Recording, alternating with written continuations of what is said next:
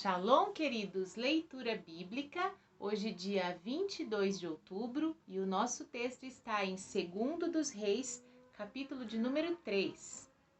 E Jorão, filho de Acabe, começou a reinar sobre Israel em Samaria, no 18º ano de Josafá, rei de Judá, e reinou 12 anos, e fez o que era mal aos olhos de Yahvé, porém não como seu pai, nem como sua mãe, porque tirou a estátua de Baal que seu pai fizera.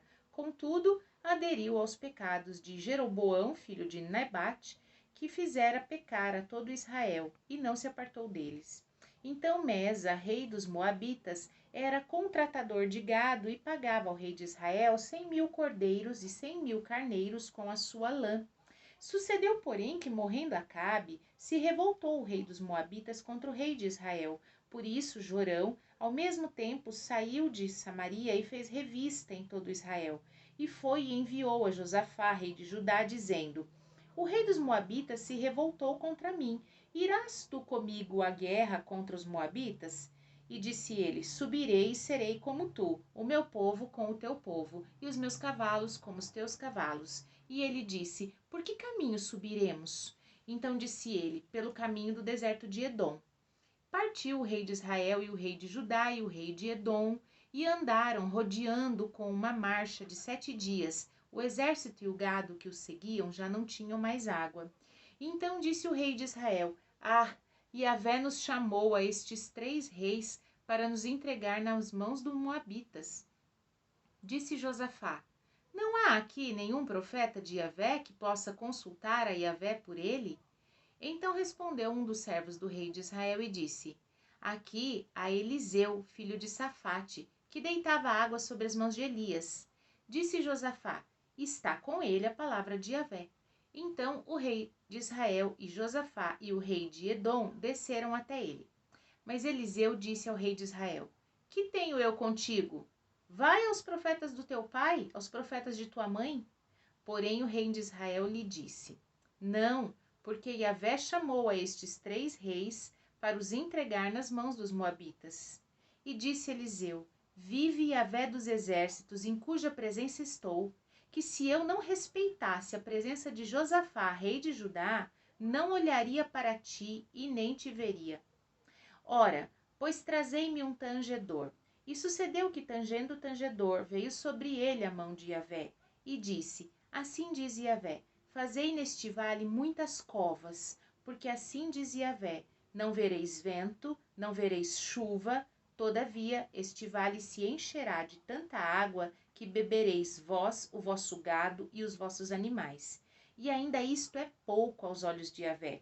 Também entregará ele os moabitas nas vossas mãos. E ferireis todas as cidades fortes, e todas as cidades escolhidas, todas as árvores cortareis, e tapareis todas as fontes de água, danificareis com pedras os campos. E sucedeu que pela manhã, oferecendo-se a oferta de manjares, eis que vinham as águas pelo caminho de Edom, e a terra se encheu de água. Ouvindo, pois, todos os moabitas que os reis tinham subido para pelejarem contra eles, convocaram a todos os que cingiam o cinto e daí para cima puseram-se às fronteiras. Levantando-se de madrugada, saindo o sol sobre as águas, viram os moabitas de frente deles as águas vermelhas como sangue, e disseram: Isto é sangue. Certamente que os reis se destruíram à espada e se mataram um ao outro. Agora, pois, há presa, moabitas. Porém, chegando eles ao arraial de Israel, os israelitas se levantaram e feriram os moabitas, os quais fugiram diante deles, e ainda os feriram nas suas terras, ferindo ali também os moabitas. E arrasaram as cidades, e cada um lançou a sua pedra em todos os campos, e os entulharam e taparam as fontes de águas, e cortaram as árvores, até que só em Kir-Haresete deixaram ficar as pedras, mas os fundeiros a cercaram e feriram. Mas, vendo o rei dos Moabitas que a peleja prevalecia contra ele, tomou consigo 700 homens que arrancavam espada para romperem contra o rei de Edom, porém não puderam. Então tomou o seu filho primogênito, que havia de reinar em seu lugar, e ofereceu em holocausto sobre o muro, pelo que houve grande indignação em Israel. Por isso retiraram-se dele e voltaram à sua terra. Segunda aos Tessalonicenses, capítulo de número 3, e a gente encerra esta carta aqui. No demais, irmãos, rogai por nós, para que a palavra do Senhor tenha livre curso e seja glorificada, como também o é entre vós, e para que sejamos livres de homens dissolutos e maus, porque a fé não é de todos.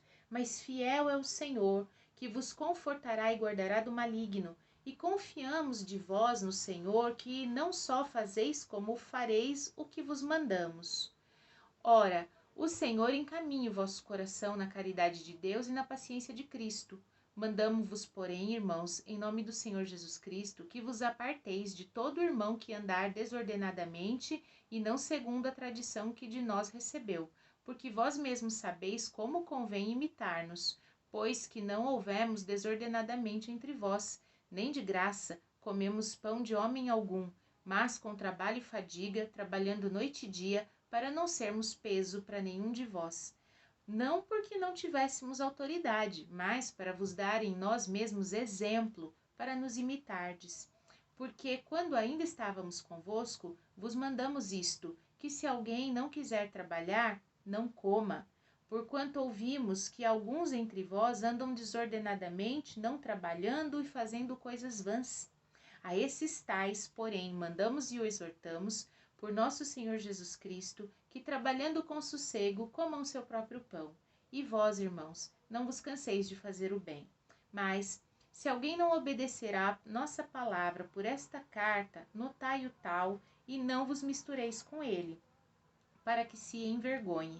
Todavia, não o tenhais como inimigo, mas admoestai-o como irmão. Ora, o mesmo Senhor da paz vos dê sempre paz de toda maneira. O Senhor seja com todos vós. Saudação da minha própria mão, de mim, Paulo, que é o sinal em todas as epístolas, assim escrevo. A graça de nosso Senhor Jesus Cristo seja com todos vós. Amém. Daniel, capítulo de número 7. No primeiro ano de Belzazar, rei da Babilônia, teve Daniel na sua cama um sonho e visões da sua cabeça. Escreveu logo o sonho e relatou a suma das coisas. Falou Daniel e disse: Eu estava olhando na minha visão de noite, e eis que os 4 ventos do céu combatiam no grande mar. E os 4 animais grandes, diferentes uns dos outros, subiram do mar. O primeiro era como leão, tinha asas de águia. Eu olhei até que lhe foram arrancadas as asas, e foi levantado da terra e posto em pé como um homem, e foi-lhe dado um coração de homem. Continuei olhando, e eis que o segundo animal, semelhante a um urso, o qual se levantou de um lado, tendo na boca 3 costelas entre os dentes, foi assim lhe dito: Levanta-te e devora muita carne. Depois disso eu continuei olhando, e eis aqui outro, semelhante a um leopardo, que tinha 4 asas de ave nas suas costas. Tinha também esse animal 4 cabeças, e foi-lhe dado domínio. Depois disso eu continuava olhando as visões da noite, e eis que o 4º animal, terrível e espantoso e muito forte, o qual tinha dentes grandes de ferro, ele devorava e fazia em pedaços e pisava aos pés tudo o que sobejava. Era diferente de todos os animais que apareceram antes dele e tinha 10 pontas. Estando eu considerando as pontas, eis que entre elas subiu uma ponta pequena, diante da qual 3 das pontas primeiras foram arrancadas. E eis que nessa ponta havia olhos, como olhos de homem, e uma boca que falava grandiosamente.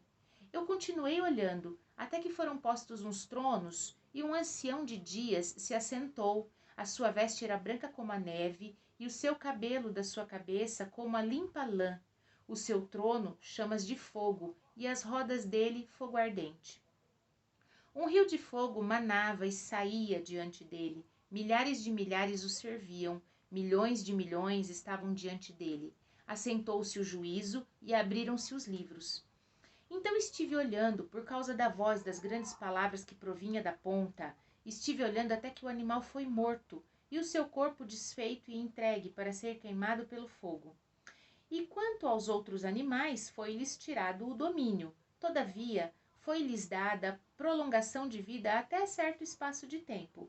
Eu estava olhando nas minhas visões da noite, e eis que vinha nas nuvens do céu um como filho do homem. Dirigiu-se ao ancião de dias, e o fizeram chegar até ele. E foi-lhe dado domínio e honra e reino para que todos os povos, nações e línguas o servissem. E o seu domínio é um domínio eterno, que não passará, e o seu reino o único que não será destruído. Quanto a mim, Daniel, o meu espírito foi abatido dentro do meu corpo, e as visões da minha cabeça me espantavam. Cheguei-me a um dos que estavam perto e pedi-lhe a verdade acerca de tudo isso, e ele me disse e fez-me saber a interpretação das coisas. Estes grandes animais, que são quatro reis que se levantarão sobre a terra. Mas os santos do Altíssimo receberão o reino e possuirão o reino para todo sempre, de eternidade em eternidade. Então tive o desejo de conhecer a verdade a respeito do quarto animal, que era diferente de todos os outros, muito terrível, cujos dentes eram de ferro e as suas unhas de metal, que devorava, fazia em pedaços e pisava aos pés o que sobrava. Também as 10 pontas que tinha na cabeça, a da outra que subia, de diante da qual caíram 3, daquela ponta, digo, que tinha olhos e uma boca que falava grandiosamente, e cuja aparência era mais firme do que as das outras companheiras. Eu olhava, e eis que essa ponta fazia guerra contra os santos, e os vencia, até que veio o ancião de dias, e foi dado juízo aos santos do Altíssimo, e chegou ao tempo em que os santos possuíram o reino. Disse assim: o quarto animal será o quarto reino da terra, o qual será diferente de todos os reinos, e devorará toda a terra, e a pisará aos pés e a fará em pedaços. E quanto aos 10 pontas, daquele mesmo reino se levantarão 10 reis. Depois deles se levantará outro, o qual será diferente dos primeiros e abaterá a 3 reis. Proferirá palavras contra o Altíssimo, e destruirá os santos do Altíssimo, e cuidará em mudar os tempos e a lei. E eles serão entregues nas suas mãos por um tempo, e tempos, e metade de um tempo. Mas o juízo estabelecer-se-á, e eles tirarão o seu domínio para destruir e para desfazer até o fim. E o reino e o domínio e a majestade dos reinos debaixo de todo o céu serão dados ao povo dos santos do Altíssimo, e o seu reino será um reino eterno, e todos os domínios o servirão e lhe obedecerão. E aqui findou a visão. Quanto a mim, Daniel, os meus pensamentos muito me espantavam, e mudou-se em mim o meu semblante, mas guardei estas coisas no meu coração. Amém?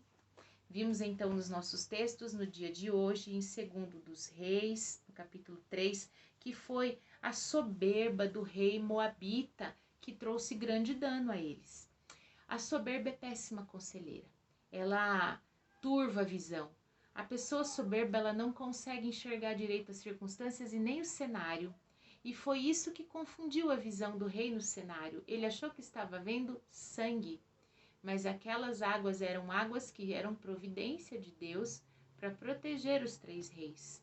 Nós devemos sempre ter em nossa mente que o que abre a nossa visão sobre os nossos caminhos é uma visão de humildade, reconhecendo que Deus é soberano, que Ele está acima de nós, porque a soberba é péssima conselheira.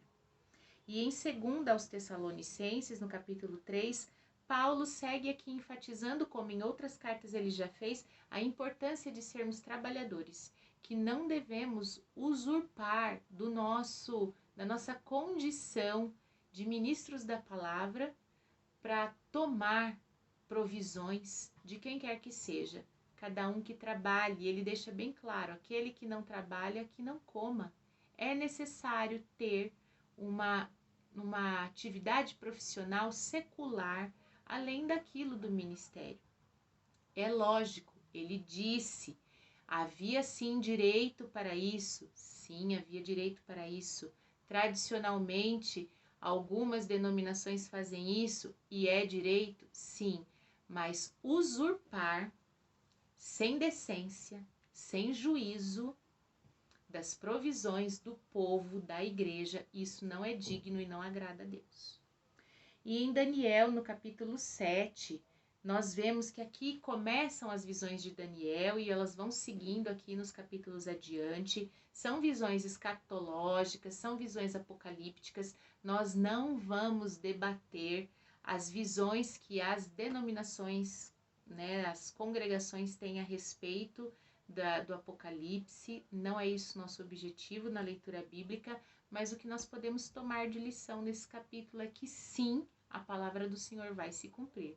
Ainda que demore dias aqui, né? Ele diz isso, que é para muitos dias, essa palavra vai se cumprir.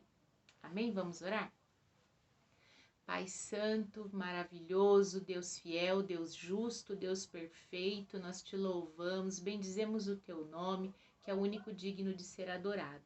Exaltamos ao Senhor, Pai, e clamamos pela tua misericórdia sobre as nossas vidas. Sabemos que necessitamos de ti, Senhor, sabemos que precisamos da tua instrução para que nós não tenhamos uma vida cheia de soberba, de vanglória, mas que nós possamos ser humildes e reconhecer a tua grandeza, o teu poder sobre nós e sempre seguir, ó Pai, aquilo que o Senhor tem ensinado, imitando a Jesus pelo evangelho que nos foi deixado.